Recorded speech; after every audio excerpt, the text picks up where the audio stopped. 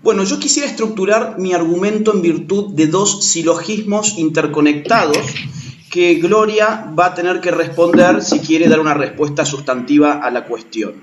El primer silogismo parte de una premisa mayor muy conocida por todos ustedes que dice así: el libertarismo fundamenta su filosofía práctica, o sea, su ética y su política, en el principio de no agresión.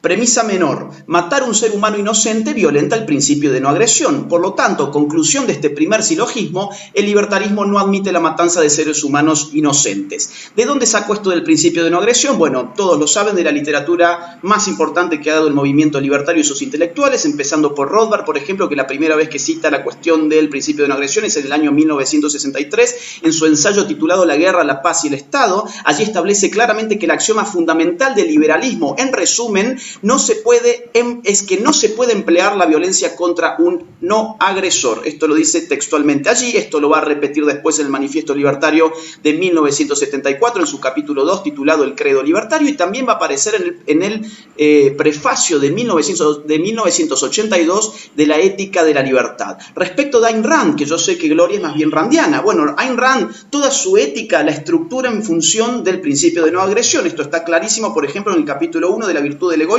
titulado La ética objetivista, donde dice puntualmente lo siguiente. Dice: el principio político básico de la ética objetivista es: ningún hombre tiene el derecho de iniciar el uso de la fuerza física contra otro. Es decir, acá tenemos el principio de no agresión claramente establecido, lo cual nos permite elaborar un segundo silogismo que depende del primero. Ese segundo silogismo va a tener su premisa mayor, ¿sí?, la conclusión del primer silogismo. Esa premisa mayor dice lo siguiente: matar a un ser humano inocente violenta el principio de no agresión. Premisa menor: un feto humano es un ser humano inocente, por lo tanto, conclusión: matar un feto humano violenta el principio de no agresión. ¿A qué quiero ir con todo esto? Quiero ir a que la pregunta por la despenalización del aborto y si los libertarios pueden o no estar a favor de ella depende de una pregunta previa, que es cuándo empieza a existir ese ser humano al cual hay que proteger de la agresión de los demás.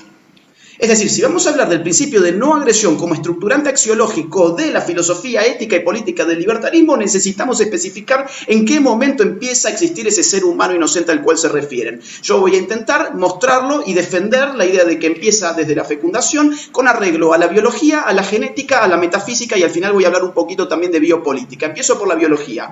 Voy a usar de la biología la teoría celular. Tiene dos postulados fundamentales la teoría celular. Por un lado, la mínima unidad de vida es una célula. Segundo postulado fundamental: toda célula proviene de otra célula de la misma especie.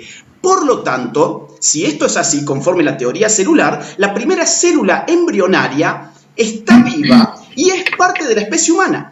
¿Por qué está viva? Porque se desarrolla, se multiplica, se divide, ¿sí? ¿Por qué es parte de la especie humana? Porque proviene del hecho de la singamia, o sea, de la fusión de los núcleos de los gametos. Y no solo está viva y es parte de la especie humana, sino que además es totipotente, algo que explicaré brevemente en un ratito nada más. A su vez, gracias a la genética, por otro lado, sabemos que desde el momento cero, el embrión posee normalmente un cariotipo de 46 cromosomas completo que reafirma su pertenencia a nuestra especie. En estos 46 cromosomas completos ya podemos encontrar, por lo tanto, todos los genes de este individuo. Ahora bien, como dije antes, estas primeras células son células madres totipotentes, o sea, que son capaces de formar un individuo completo. Yo la he leído a Gloria tratando de comparar los espermatozoides, o sea, los gametos, con la célula madre totipotente, y esto es un error biológico garrafal. La célula madre totipotente es, como su nombre lo indica, totipotente. Un gameto es una célula muy especializada. La célula madre totipotente tiene la posibilidad de crear un individuo ella misma, ¿sí? Empezar con esa creación, algo que, insisto, empieza del momento cero.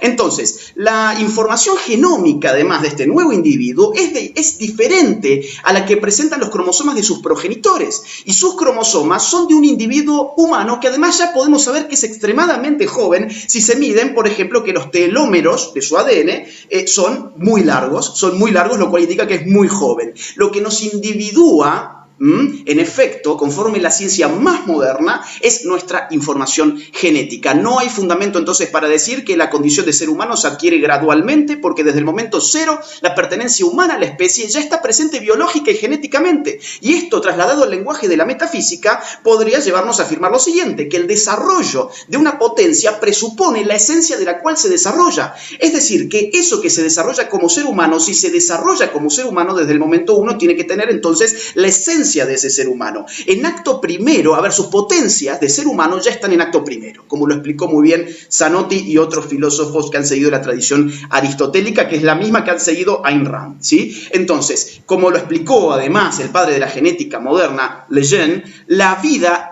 si la vida no comienza con la fecundación, entonces no comienza nunca. Ahora, en último lugar, en mis últimos 30 segundos, quiero dejar asentado la cuestión de la biopolítica. Entiendo que Gloria Álvarez es politóloga también, entonces supongo yo que debe manejar el paradigma de la biopolítica, porque con arreglo al paradigma de la biopolítica podemos comprender a su vez que el aborto, ya sea despenalizado o legalizado, siempre es una política estatal. Siempre está detrás una política de control demográfico tal como la empiria histórica del siglo XX y del siglo XXI ha mostrado. Los ejemplos sobran. Informe Kissinger del 74, informe Rockefeller para el gobierno de Estados Unidos en el 72, el crecimiento del presupuesto para el control de la población en el resto del mundo durante la época de Lyndon Johnson. Por ejemplo, la conferencia de la ONU del 94 en el Cairo sobre la población y el desarrollo, etcétera, etcétera. Así que si Gloria quiere responder esto, va a tener que negar mis dos silogismos, mi información biológica, genética y biopolítica.